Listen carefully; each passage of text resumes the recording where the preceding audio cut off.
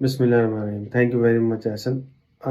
So I started my career at a very young age. During high school, I was doing side hustle for a small internet service provider company. My job was to set up servers, network servers, and then maintain them. So the primary incentive for me there was they had like good computers, good computing power, which of course I could not afford at home. So I learned a lot, playing around with the different languages like, C++, playing around with different OSs, Linux, Reddit variant, Unix, how OS talk to each other. So it was like an experimenting learning, buying books, reading it, trying to make something work, trying to create programs, to compute something. And, the code breaks, try to fix that. So that was a learning curve, alhamdulillah.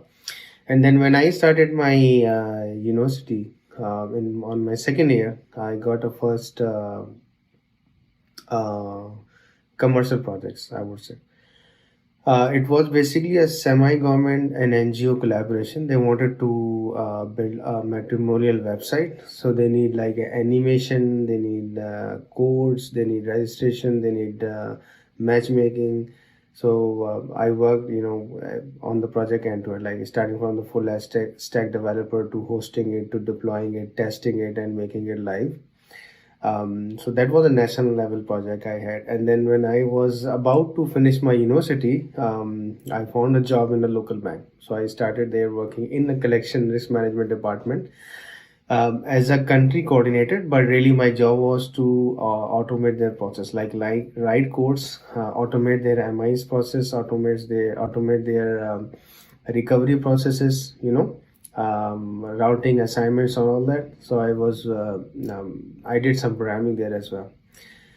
But then I was picked up in the same bank as a project manager for cards.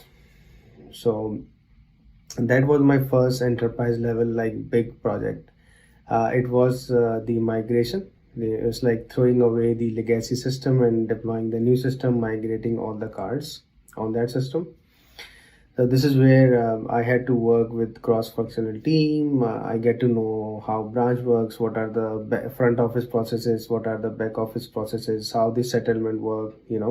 So start how the customer would fill the application, sales will move it to the sales or branch will move it to the um, back office for the KYC, how and then how the underwriting of the card would work, how what business rule configuration system should have to process that application to the level of personalizing, issuing the card and shipping it to the customer, and then post sales like dispute management, statements, reconciliation, so many things. So I learned a lot there as well, and of course, it was a payment project, so it was like a first complex slash enterprise level project.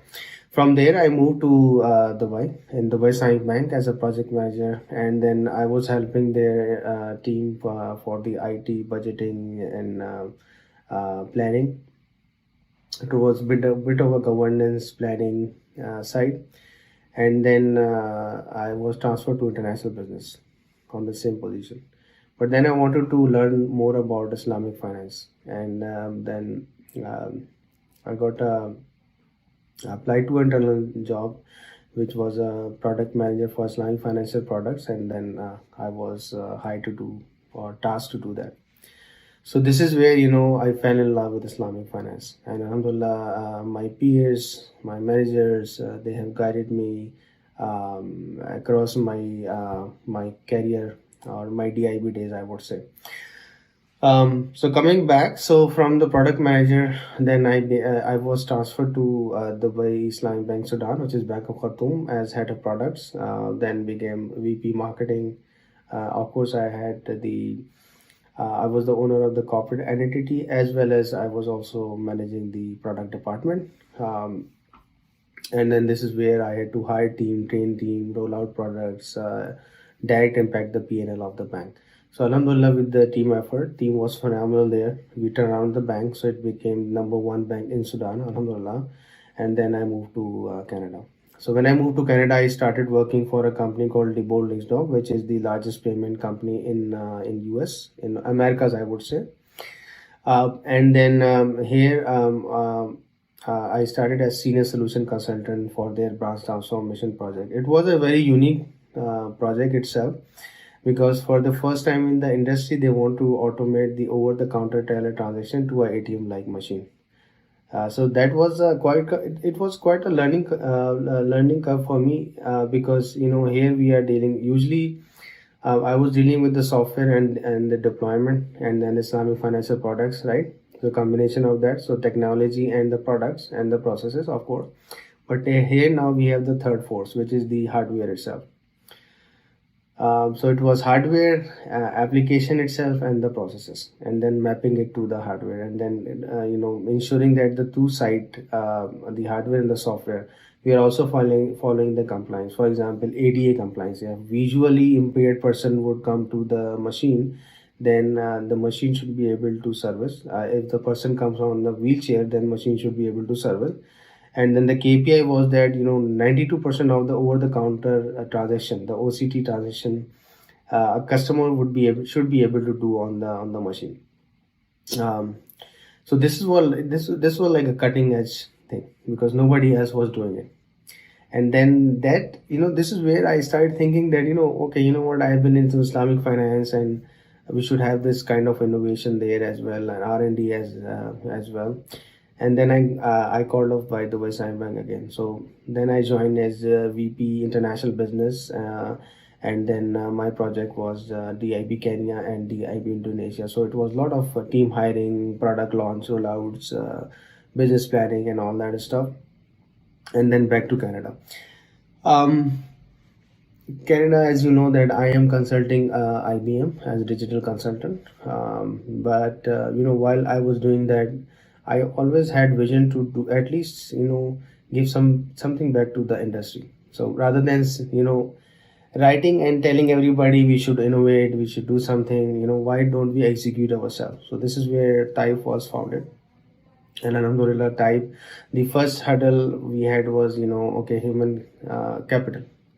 So Taif, Alhamdulillah, have won 2 awards now. Alhamdulillah, Taif is helping, and more people are benefiting from Taif in terms of certification, understanding what is Islamic finance, and how can I become an Islamic banker.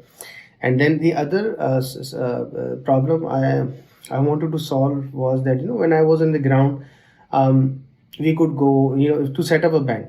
Let's say we are setting up a bank, then we would need to talk to the regulator, get the license, put capital, a lot of capital. It's a very capital intensive exercise, a lot of months, and then at the end we turn on the bank, and this is where the Islamic banking Islamic financial products could be offered to the market.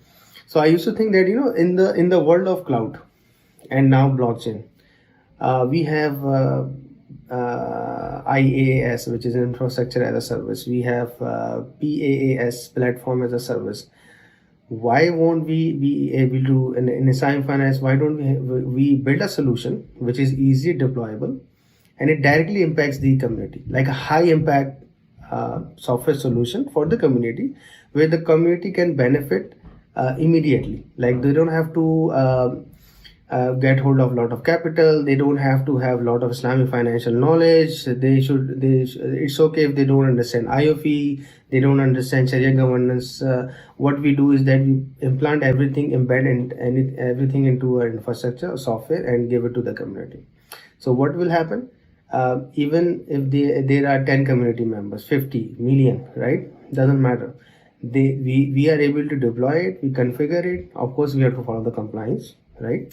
But at the end, community is able to back the community. How? That 10 people can pool in money, and then they can invest into a Sharia compliant business. In return, Sharia compliant business gives them the profit. Of course, when business grows, opportunities are created, economy is stimulated, and we have our own financial ecosystem. And then and we start wrapping it around with the partnerships, loyalty program, do all other stuff with that. So we create an ecosystem. So this is where Al-Mabrook was formed. to directly impact at the grassroots level and help the Islamic financial industry grow.